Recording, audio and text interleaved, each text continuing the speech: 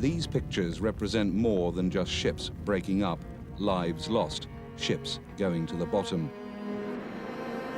When ships sink, men often drown. But for the professional seaman, there are other forms of death too.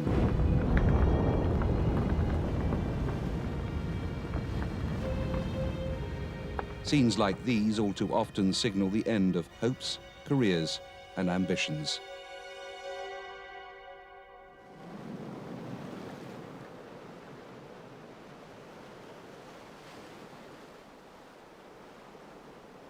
Once, this man commanded a ship.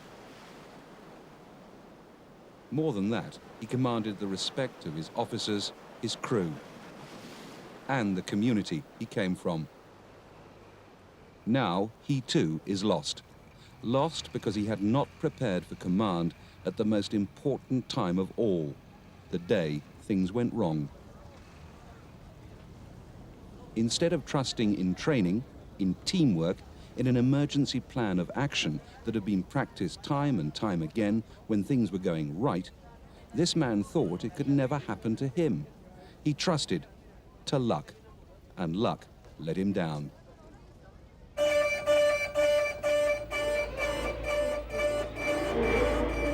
Captain, please tell me what do I do? Captain? Captain! You see, when it really mattered, when men's lives were at stake, this master found he had the wrong sort of companions on the bridge. Fear, panic, and confusion took over. They're always there at sea, lurking in the background.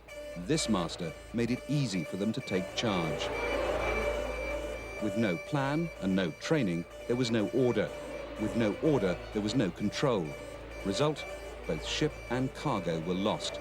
Crew were lost too, drowned at sea.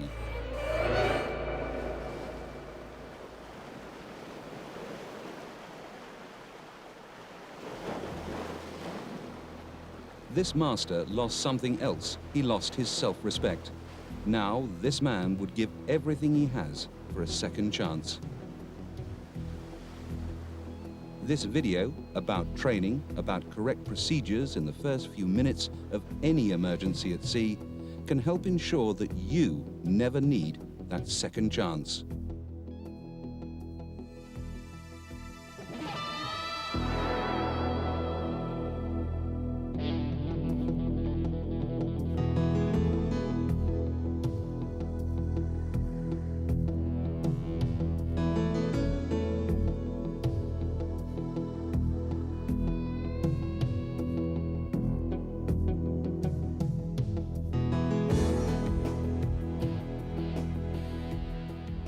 First, a few facts.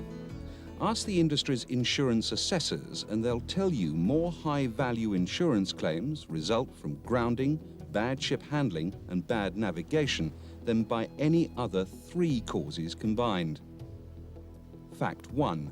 Human error lies at the heart of most major incidents at sea. Incidents which cost your industry $2 billion a year, together with a terrible toll in lives, pain, and suffering. Fact 2.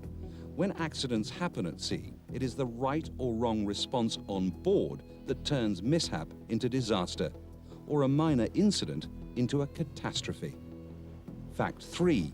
Officer error is the single largest factor in many accidents at sea. Accidents happen, then, to people like you. They happen when you're least expecting them. And they happen at any time, day or night.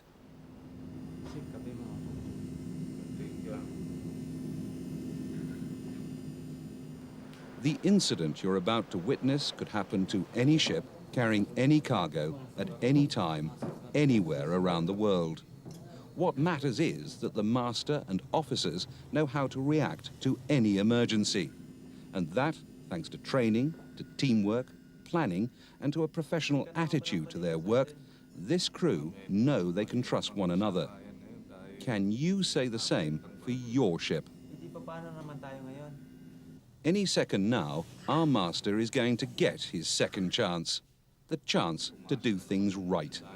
Bali 25.95 yung huling.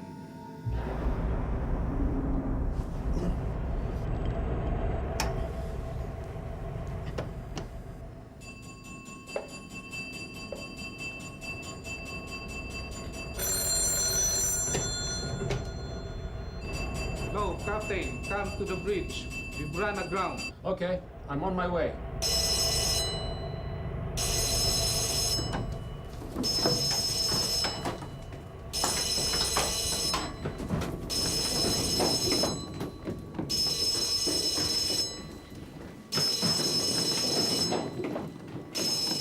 Putting the engines to stop will minimize the risk of the ship driving herself harder aground, thus making a bad situation worse. The sounding of emergency alarm is a life-saving precaution. So too is getting the crew together, counting heads before dealing with the incident. Priority now, crew muster. Wait, stick. Master number 1 is all present. Above all, however, what the master needs now is hard information. Definite, clear facts from a team of professionals who have trained together for just such an event as this. Hello, engine room. This is bridge. We have run aground.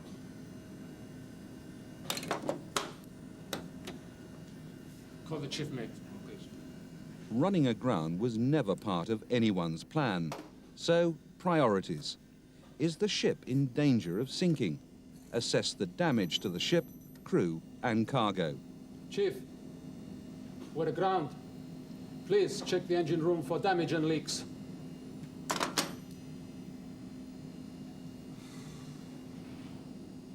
How did this happen? We should be miles from the nearest shallows. I left clear instructions in the night order book that I was... There's a time for self-examination, for questions about how and why, but it isn't now.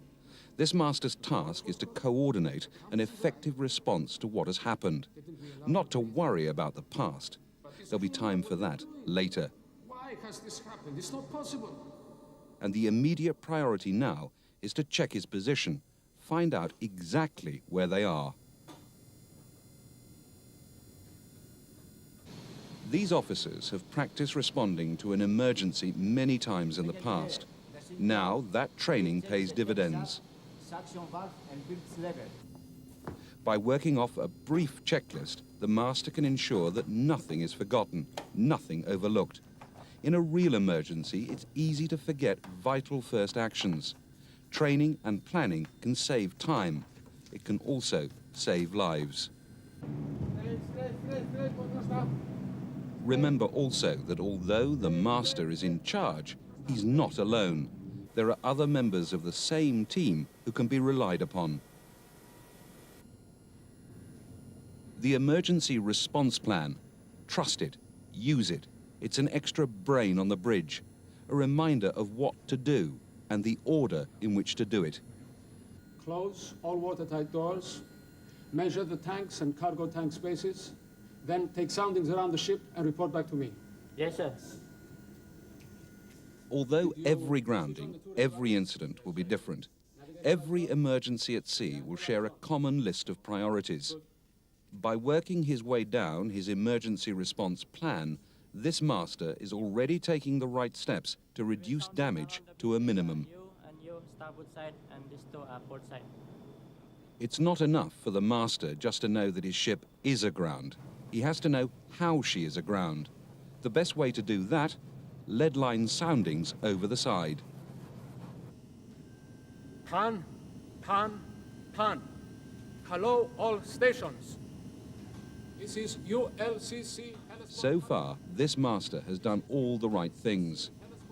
Thanks to a manageable emergency response plan, he has done them too, in the right order. He's taken all reasonable measures to preserve life. He stopped the ship, notified others who may be nearby that he's in difficulties. Most importantly, by his attitude and demeanor, he has shown his officers and subordinates that he is in charge and working to a prearranged plan.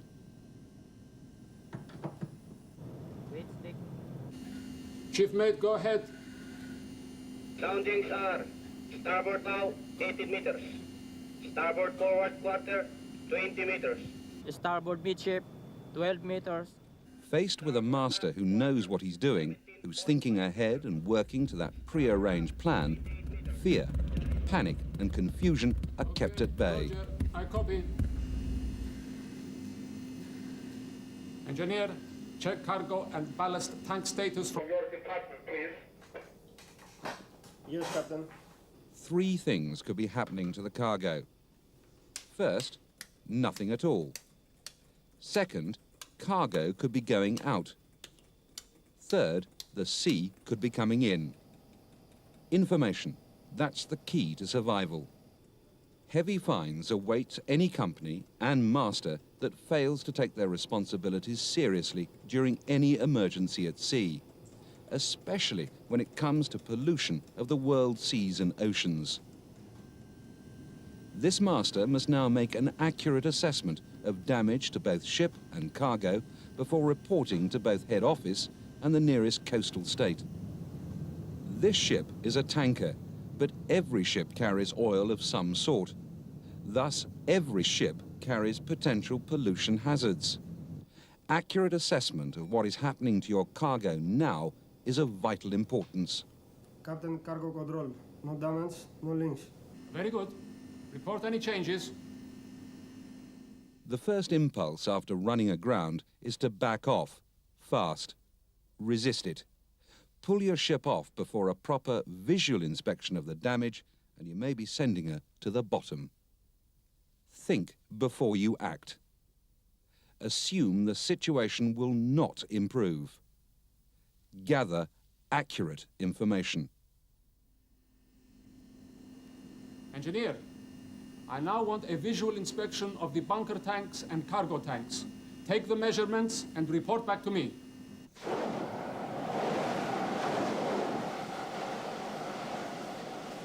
It's not just the cargo space that needs checking. So too does the water level in the bilges and ballast tanks, and in other spaces such as cofferdams. As we've seen, thanks to the chief engineer, and thanks to planning and training, those checks are already being done. Good.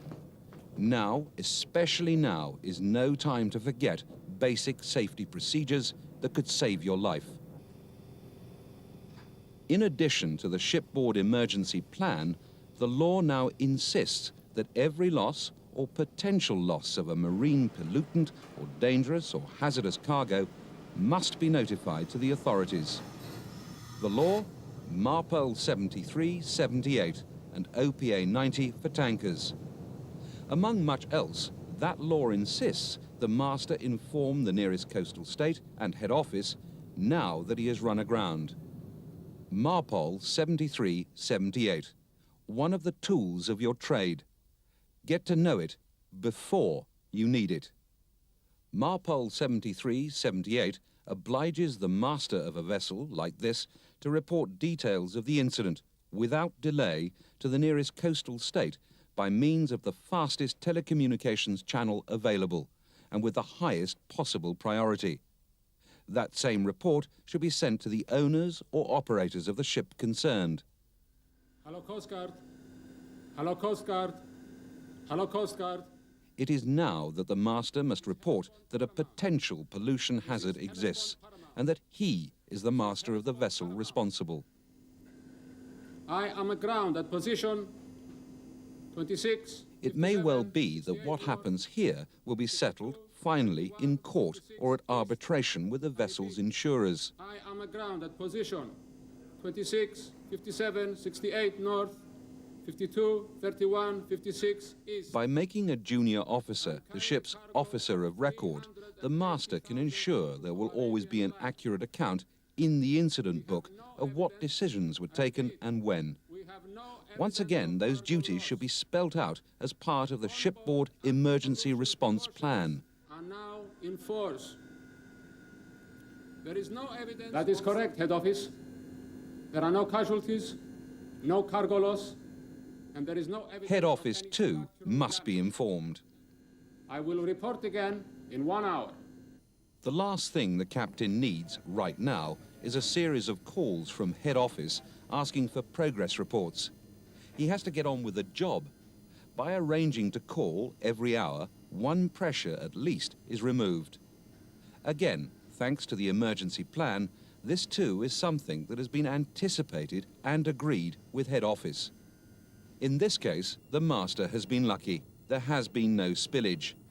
There is therefore no need to make a detailed report running down all the serials as required by the MARPOL regulations. But it is good practice to submit a full report in any case. This must be based upon facts only. Working down a recognized checklist that forms part of the Shipboard Oil Pollution Emergency Plan conforms to IMO's guidelines for reporting incidents involving dangerous goods. Keep to it. Get to know the correct procedures before you need them. Neither the courts nor your owners have any respect for ignorance.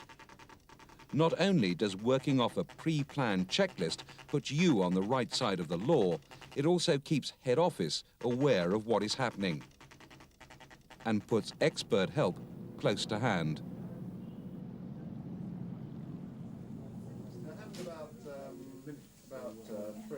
Staff in head office have one great advantage. Their computers and calculations ashore will not be compromised by any shipboard damage.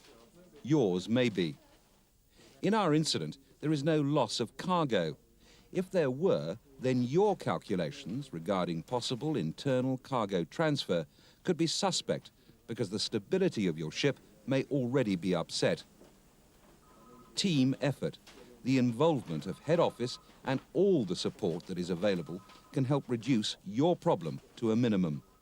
John, we believe she's aground in the YF4 centre. Could you do a check on the ship? Always remember that stress and stability levels aboard ship have been calculated for the vessel when she is afloat.